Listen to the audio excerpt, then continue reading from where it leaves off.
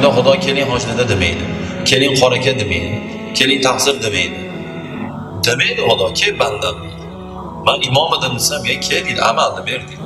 Sen imomliging o'zingga deydi. Nima amaling bor deydi. Qiyomat kunda Xudo siz bilan meni familiyamizga qarab, qod-qomatimizga qarab, kuyovimizni, pochchamizni bir joyda ishlashga qaramaydi Xudo. Xudoga umuman qizig'i yo'q. Siz bilan men bas dunyoni to'plasin Xudoga pista po'cham. Nimaga? Chunki Xudo zo'ri Xudo demaydi. O'sha Ixlos surasida aytib qo'ygan, astag'firullah, "Va lam yakul lahu kufuwan ahadun", menga hech kim teng kela olmaydi dedimi? Hammendan zo'ri menman deb qo'ydimi? Maliki yawmiddin, qiyomat kunini podshohi, hokimi, sud qiladigani, hukm chiqaradigani u Alloh bo'ladi. Robbimiz Alloh bo'ladi. Alloh yaxshi desa yaxshi odam bo'lamiz, yomon desa yomon odam bo'lamiz. Bo'ldi, tamom.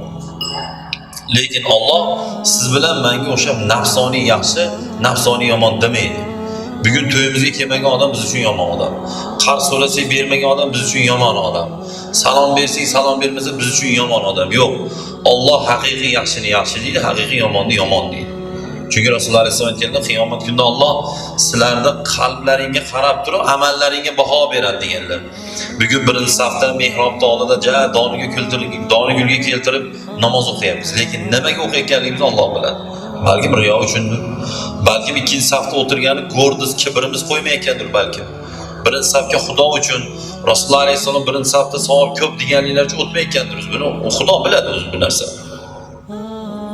Bir zot 30 yil 5 mahal namozni birinchi safda o'qigan ekanlar. Buni ichimizda hech kim eplanmagan, eplanmaydi. 30 yil 5 mahal namozni birinchi safda o'qigan ekanlar. Bir kuni kelib kech qolib oxirgi safda o'qiganlarda sal uyalgan ekanlar. Sanday odam oxirgi safda o'tirding-a deb.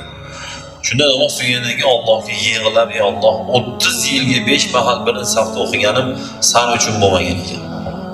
Obro' uchun bo'lib qolgan ekan." Ha bugun to'riga o'tirmagan odam o'zini noqulay his qilyapti.